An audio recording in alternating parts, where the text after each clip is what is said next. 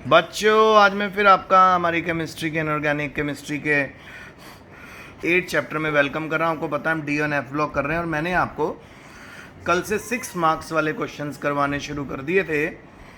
तो मैंने आपको करवाया था कल इनर ट्रांजिशन एलिमेंट्स क्या हैं, उनकी इलेक्ट्रॉनिक कन्फिग्रेशन हमने डिस्कस की थी और हमने ये डिस्कस किया था कि किसी भी लेंथेनाइड की जो ऑक्सीडेशन स्टेट होती है वो उसकी इलेक्ट्रॉनिक कन्फिग्रेशन पे डिपेंड करती है। सो इलेक्ट्रॉनिक कन्फिग्रेशन को स्टेबल बनाने के लिए कभी +3 हो जाती है, कभी +2 हो जाती है, कभी +4 हो जाती है, सो ऑन। अच्छा, आज हमारे पास है डिफरेंस बताना है हमको लेंथेनॉइड और एक्टेनॉइड के बीच में। पहला तो यही है। सो जी सिंपल सी बात है बेटा, लेंथेनॉइड होता है जिसके अंदर 4f ऑर्बिटल भरता है, एक्टेनॉइड होता है जिसमें 5f ऑर्बिटल भरता है।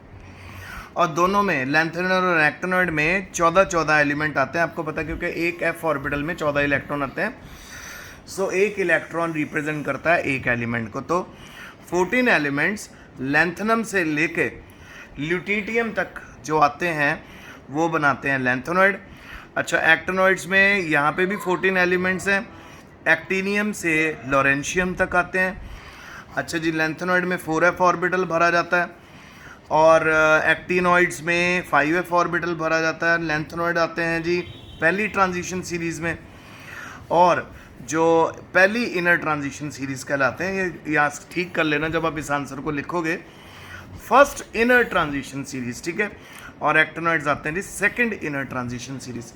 फिर आपके पास क्वेश्चन है कि अगर हम KMnO4 को हीट करेंगे 746 पे तो क्या होगा, K2Cr2O7 को हीट करेंगे तो क्या होगा, Ki अगर KMnO4 से रिएक्ट करेगा तो क्या होगा। आइए देखें।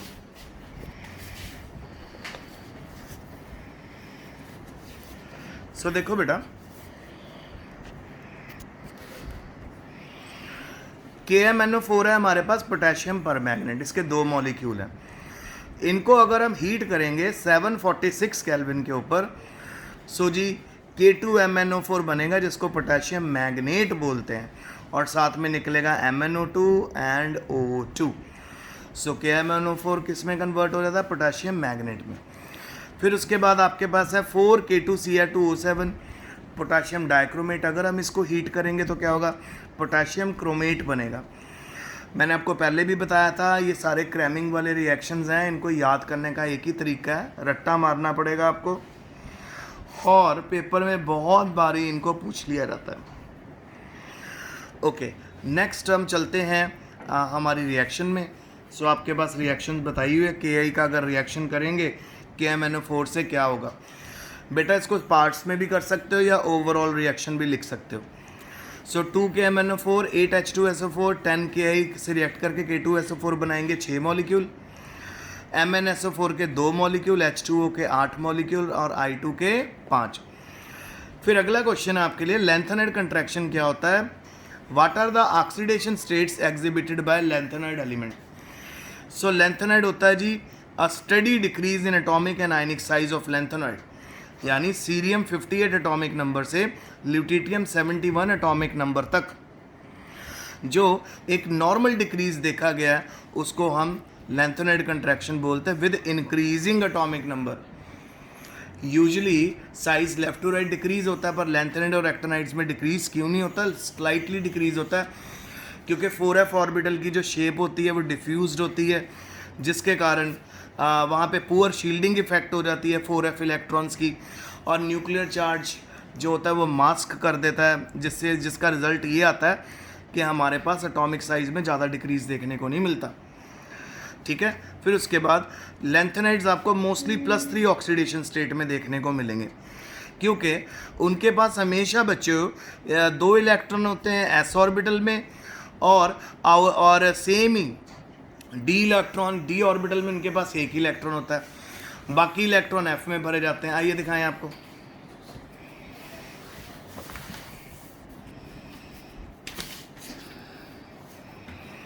जैसे हमारे पास इलेक्ट्रॉनिक कन्फिग्रेशन है 4f 5d 6s हमेशा 2 रहता है, 5d 0 से 1 रहता है। बस ये बेटा इसमें फिलिंग होती है, कहाँ से, 1 से 14। सो 4f में से तो रेयरली इलेक्ट्रॉन, अगर मैं इनको एनर्जी वाइज अरेंज करूँ ना बेटा, सबसे ज़्यादा एनर्जी होगी 4f की, उससे नीचे एनर्जी आएगी 5d की, और सबसे नीचे एनर्जी आएगी 6s की। 5d और 6s की एनर्जी में ज़्यादा डिफरेंस नहीं है। मैंने आपको पहले भी कितनी बारी बताया कि s ऑर्बिटल और d ऑर्बिटल की जो एनर्जी होती है वो क्वाइट सेम होती है। तो जितनी एनर्जी आप d के इलेक्ट्रॉन निकालने में लगाओगे उतनी एनर्जी ही s के इलेक्ट्रॉन निकालने में लग जाएगी, और फाइनली क्या होगा, हमारे पास d और s के ही इलेक्ट्रॉन निकलते हैं। तो सपोज हमारे पास एक इलेक्ट्रॉनिक कन्फिग्रेशन है 4f2 5d1 6s2। तो आपके सामने दिख रहा है कि आप d और s में से इलेक्ट्रॉन निकलेंगे। तो क्योंकि d में से एक निकलेगा, s में से दो, टोटल 3 निकलेंगे, +3 ऑक्सीडेशन स्टेट हो जाएगी। +3 ऑक्सीडेशन स्टेट होने के कारण बाबा कर दो फोन।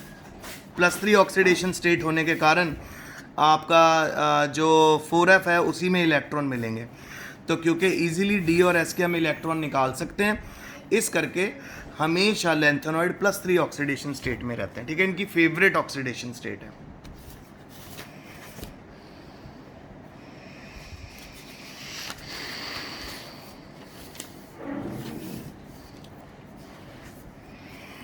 फिर आगे देखते हैं। करो दोबारा करो। मुझे कर रहे थे ना वो, अभी शायद फिर मुझे ना कर रहे हो। जारी बेल आप करो। ओके बेटा, अब आपके सामने अगला क्वेश्चन आ गया कि सारी पॉसिबल ऑक्सीडेशन स्टेट एलिमेंट की लिख के बताओ जिसका एटॉमिक नंबर 23 है। तो आइए हम इसको डिस्कस करते हैं।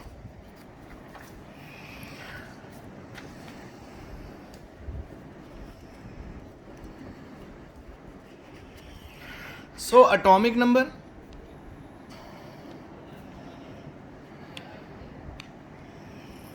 एटॉमिक नंबर 23 कह रहा कि इस एलिमेंट में आप ये डिस्कस करके बताइए कि कितनी ऑक्सीडेशन स्टेट्स पॉसिबल होंगी।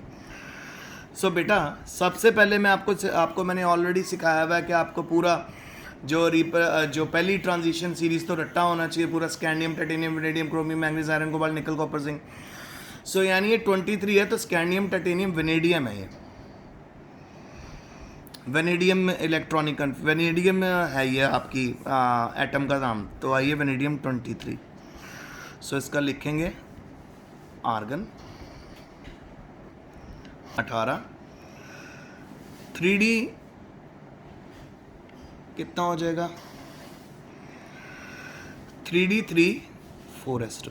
देखो 18 + 2 20 + 3 23।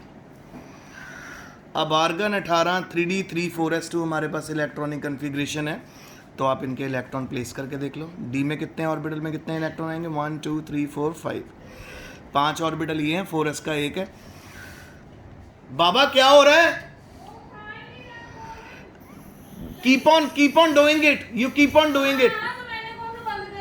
आप करो ना, एक क्या आप अब एकदम जब काटो साथ ही दोबारा आप काट के करो, आप काट के करो। वही तो गलत कर रहे हो आप काट के करो, आप काट के करो, मेरे को कर रहे हैं। आप काट के करो, जब भी बिजी मिल रहा है काटो फिर करो, एक में ना लगे रहो आप। काटो करो। सो 1 2 3 और 4s में कितने हैं, 2।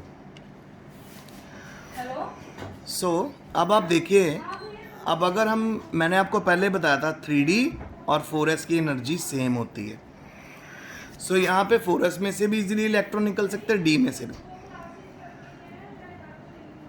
अगर 4s में से इलेक्ट्रॉन निकलेगा सो +2 आ जाएगी ऑक्सीडेशन स्टेट। अगर 3 इलेक्ट्रॉन निकलेंगे यानी S में से 2 और D में से 1 तो बन जाएगी जी +3 ऑक्सीडेशन स्टेट। अगर S में से 2 इलेक्ट्रॉन निकलेंगे, D में से 2 निकलेंगे तो बन जाएगी +4 ऑक्सीडेशन स्टेट। और अगर S में से 2 निकल जाएंगे, D में से 3 निकल जाएंगे तो क्या बन जाएगी, +5 ऑक्सीडेशन स्टेट।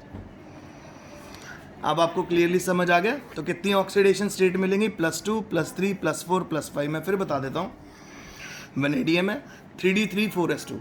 सो D और S की ऑर्बिटल्स की एनर्जी सेम होती है, तो दोनों जगह से इलेक्ट्रॉन आसानी से रिमूव हो सकते हैं, इकट्ठे निकलते हैं। सो अगर तो 2 निकले +2 2 SK और 1 D का निकला +3, 2 SK और 2 D के निकले +4, 2 SK और 3 D के निकले तो +5। चलें आगे।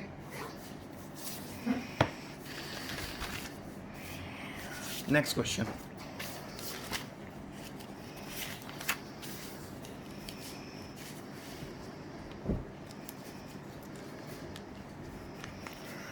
आइए इसको रीड करके देख लेते हैं।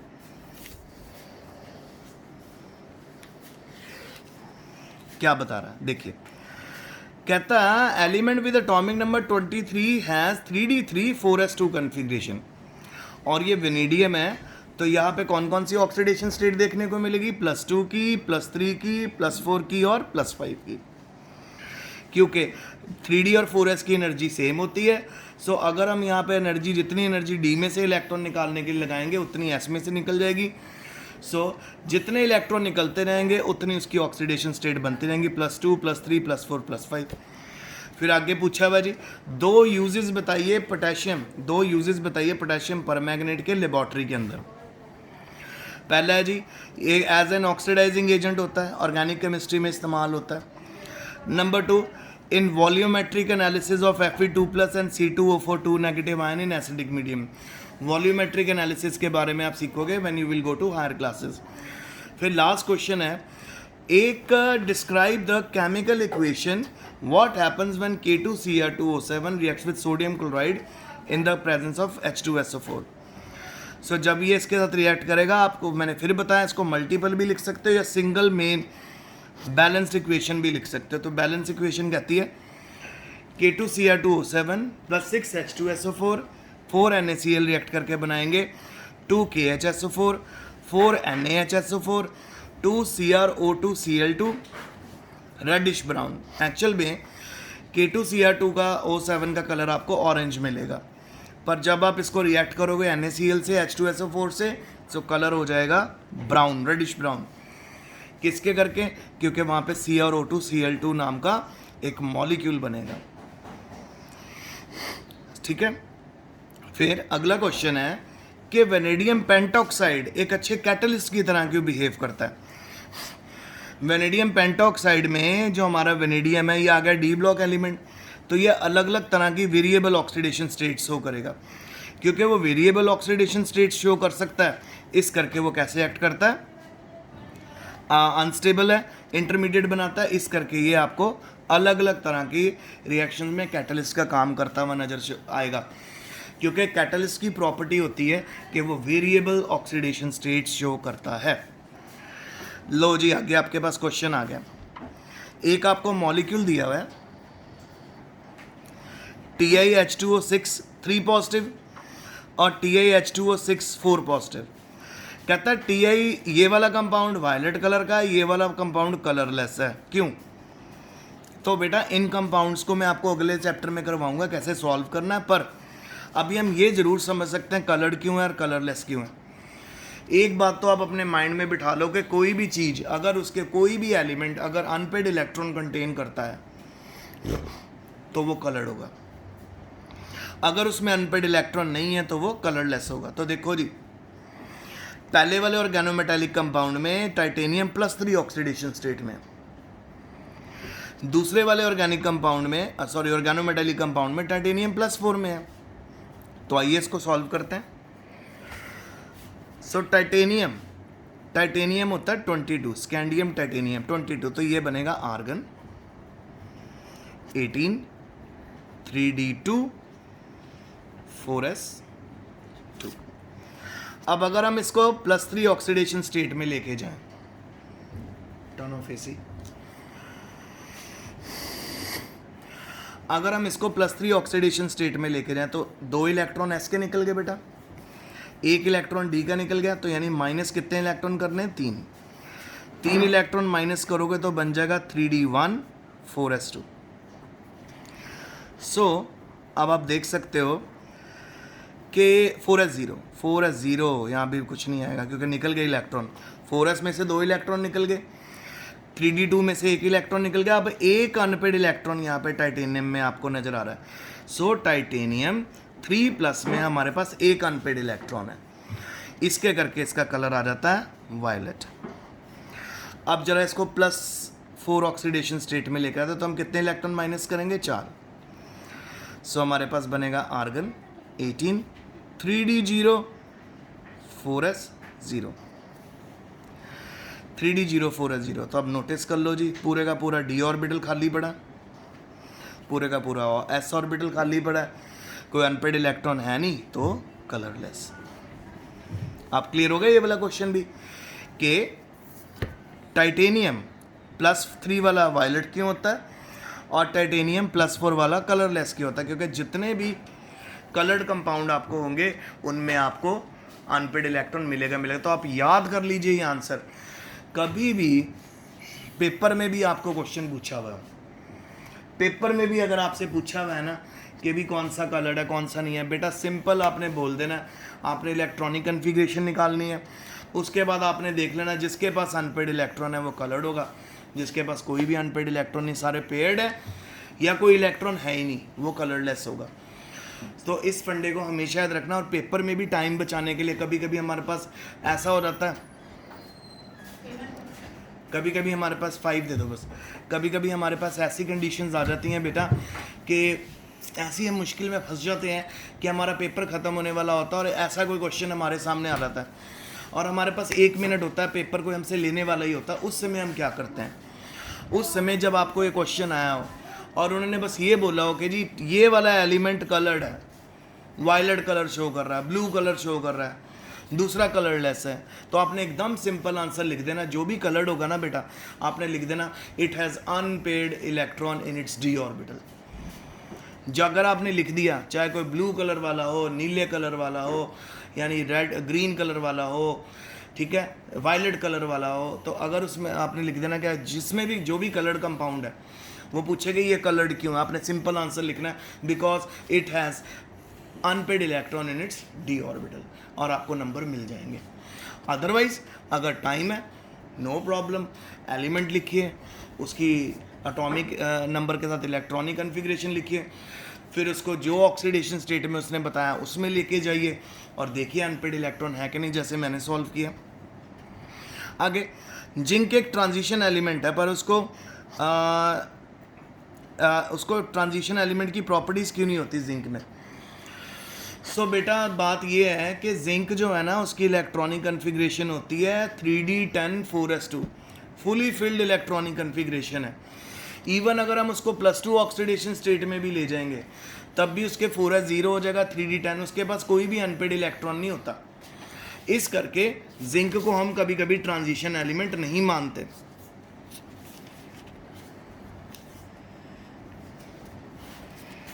आइए पढ़ें इसको। Electronic configuration of zinc is 3d10 4s2। इसकी कंप्लीटली 3d ऑर्बिटल फील्ड है।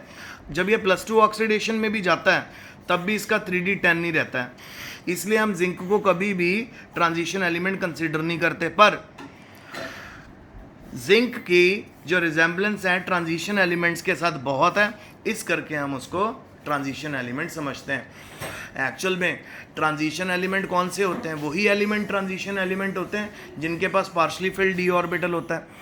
तो जिसमें तो बेटा कंप्लीटली फिल्ड d ऑर्बिटल हो वो ट्रांजिशन एलिमेंट की तरह बिहेव ही नहीं करेगा। ट्रांजिशन एलिमेंट की तरह बिहेव करने के लिए उसके पास कोई ना कोई एक अनपेड इलेक्ट्रॉन होना जरूरी है। फिर आगे लास्ट क्वेश्चन है,